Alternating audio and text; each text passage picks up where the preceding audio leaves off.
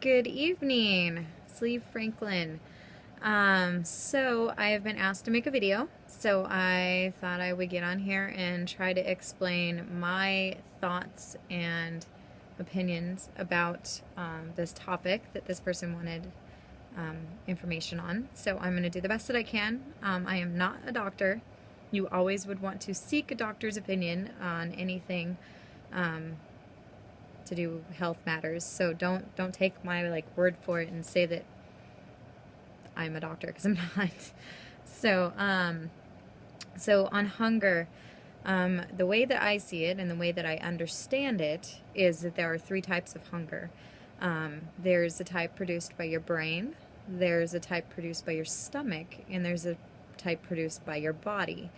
Now the way that I see it is those three ways. When you have the VSG, which is vertical sleeve gastrectomy, someone asked me about that last week, what that meant. VSG is vertical sleeve gastrectomy, which means that you have your stomach cut out. You have your stomach cut down to about the size of a small banana. You can fit about 3 to 4 ounces worth of food at a time in your stomach. When you have the VSG, you are cutting out what they believe to be a gland, or what a lot of people believe to be a gland.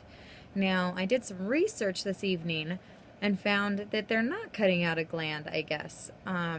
They're just cutting out a portion of your stomach that produces a hormone that produces hunger. So that's why when you have the VSG or certain bypass procedures, you no longer have the stomach hunger, or you do not have a form of the stomach hunger. The stomach hunger is that pain in your stomach. You feel empty and you feel like you just need to fill it all the time, and you're hungry sometimes even when you're really not hungry. I mean, it's the stomach hunger is that pang that even after you've eaten, sometimes you still feel like you need to eat, and it doesn't make any sense, when you're really full and you're like, I gotta eat more. So anyone who has had VSG most likely has not felt that, because it's not there. And if you have, it's in the mind, because the mind hunger does something sort of similar to that at times. So it's kind of hard to differentiate, but I know that feeling like a turkey dinner, where you eat a turkey dinner and then you're like, oh, but I could just eat more. That's what, to me, stomach hunger is. Or where you just feel this pang in your stomach and you're just empty and you just feel like you need to fill it. If you've had one of those two surgeries, most likely you don't feel that anymore. There are some people who do have some acid reflux issues that do still feel that hunger pang. And from what I understand, some people have grown parts of that stomach back, or it can come back, but not in the same way that it was. So you just really have to watch and make sure that you're following your rules, and I believe that you won't have that come back. But if you're not, you could stretch your stomach back out and cause that gland to start reproducing, or not gland, but your stomach piece to start reproducing. Now, I'm not a doctor. I don't know that that's the way it works, but that's the way I understand it from the community and from the people that I've watched. Okay, mind hunger. That is the ultimate pain in the ass for all of us. I mean, the stomach hunger, it's nothing compared to the mind hunger. We think it's our stomach hunger that's causing us a lot of problems sometimes, and getting rid of that hunger is just going to make it all go away. No, it's not. Your mind hunger is, she is horrible. like, if anybody who's read the book 50 Shades of Grey, and you've got your inner goddess, you've got your inner devil in your brain when you've got your mind hunger going on. She is the inner devil. She just wants to wreck everything. And she just doesn't care, because she wants to get her way, because she throws tantrums and she's horrible. It's kind of how I see my mind hunger, and I might be a little insane. Don't put it past me. but that's okay. I'm a good insane. People like my insane most of the time. Anyways, mind hunger is stress-induced, bored. Anytime you're bored, anytime you have any emotional response, and anytime it comes to food, that's your mind hunger. So that's the hardest thing, and that's where I really kicked in when I first had the surgery, and I still to this day do it, and I feel kind of insane at times, but I will still just take a piece of notepaper, and like if I'm feeling like, oh, I really just want this, or I really want to eat this, or I really want to eat all of that and I don't want to stop, I'm just gonna sit there and jot it down. Like, why? I will just start with, I really want to do blah blah blah, or I really felt like I needed to keep eating, or I really felt like I needed to drive to Arby's, or I really needed to feel, and then I will continue on with, okay, why did I need to do this? I mean, you know, when you're learning in school, like my third grader's learning how to like just write about herself and just keep going with what your mind blog is doing. That's what I do. It is, okay, why am I feeling this? What am I doing? And I mean, if I have guilt feelings about it, I write them down. If I have good feelings, if I have bad feelings, anything. Because it's important for me to be able to look back and be like, even if I don't read it, just remembering that I wrote it down and remembering, last week I felt the same way. There's a pattern here. And the week before that, I felt the same way. Or the day before that, I felt the same way. Or I felt like I needed to get chips. Or I felt like my big thing is the stupid chips. The stupid chips. I could just, oh, I'm so mad I ever even tried chips after the surgery. They don't cause me any problems, you know? Like I'm not gaining, but I feel guilty. And I get upset at myself at the store, and I for a very long time have been able to go into a store and not get mad at myself for what I'm buying, and I don't even really have to look at the protein contents on things anymore, because I know that whatever I'm grabbing, I know it has the right protein or the right calories or whatnot, because I know what I want, and I don't want the crap. But the one aisle I just can't get away from, the stupid chips. And that's my mind hunger. That's mind hunger all the way. It fights me. I will get like 3-4 aisles down and be like, but I'm gonna get home and I'm gonna be in this mood and I'm gonna need those chips. And I'm like, damn it, stop it. But that's what I've got to write down, and that's what I've got to keep remembering, because those behaviors have to go away. They cannot continue to be a part of our lives. And so you've got to kick that mind hunger. So the surgeries, you can do the surgeries all day long, or you can do this by yourself, but you're not going to kick that mind hunger until you work on it. You've got to find out where it's coming from.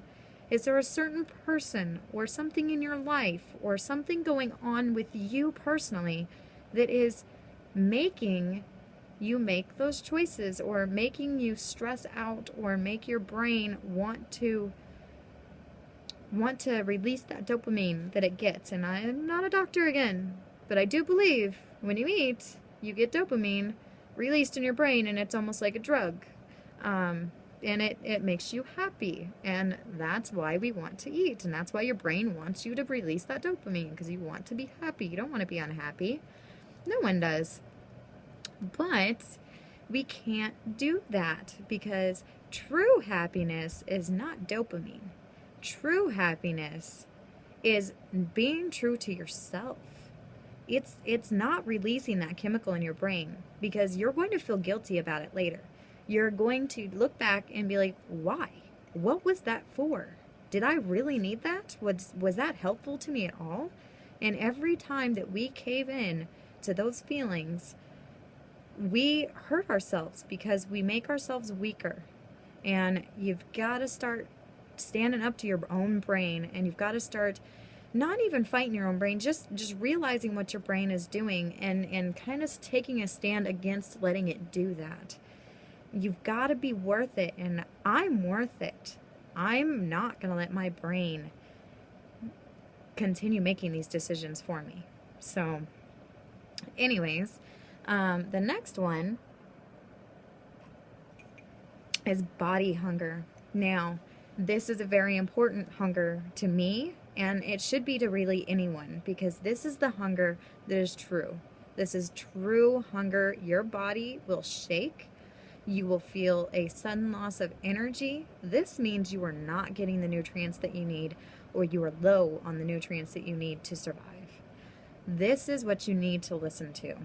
You don't want to hit body hunger, which means you need to keep your food every couple of hours if at all possible. You need to keep at least the right amounts of protein. Now, I'm not going to say what those are, because everybody has their own opinion of what those are. My doctor's opinion is completely different than your doctor's opinion. But you know what your doctor has told you.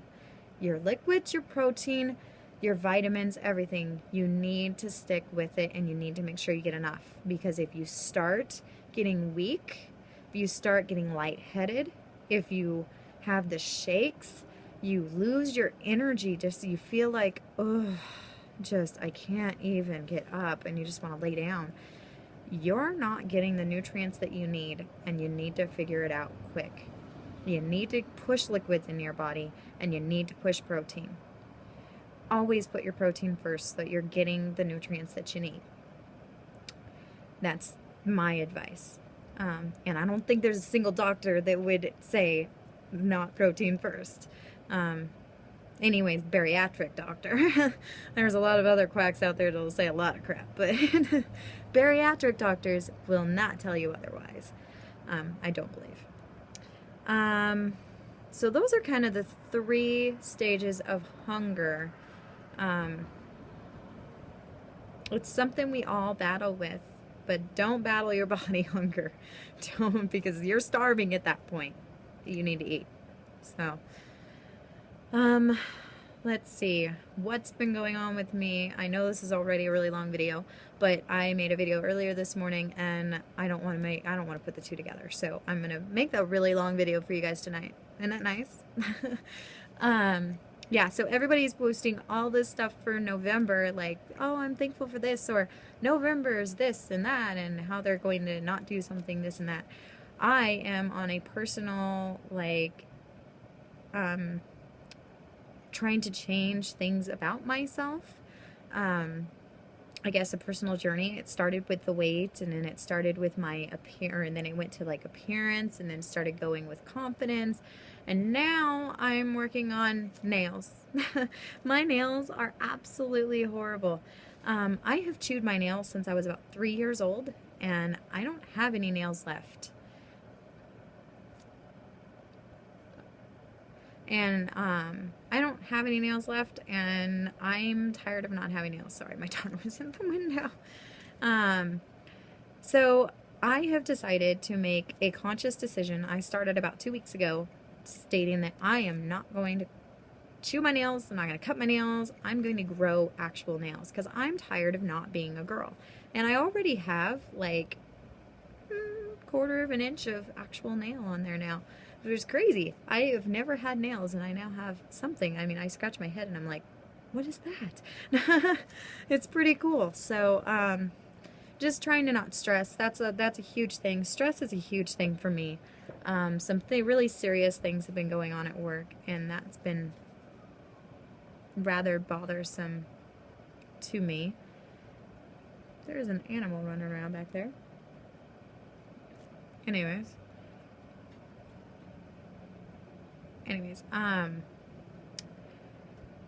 yes, I have had some bothersome things at work, and there for a few weeks, I was taking it all home with me, and I was stressing out really, really hardcore. And I just decided that I can't do that, because it was affecting every part of my life and causing me to really not pay attention on how I keep myself and how to stay healthy and happy. And so I've started just kind of the, work is at work, home is at home. I am not going to worry about home, or I'm not going to worry about home at work, and I'm not going to worry about work at home. I've got to leave it somewhere. I've got to leave it out there and then pick it back up the next day. So I'm not going to worry about it anymore. I'm a worrywart, and that is one of my biggest problems. But I somehow have learned in the last few weeks to just kind of let it go. So that, my worrying and not being able to let things go, I have been working really hard on that. And then my nails. That's what I'm doing for November. So by the end of November, I want to be able to say, for one, I'm still at 123 pounds because I started at 280 and now I'm at 123, and I don't want to lose any more. I don't want to gain any. So one, always want to keep my weight where it needs to be.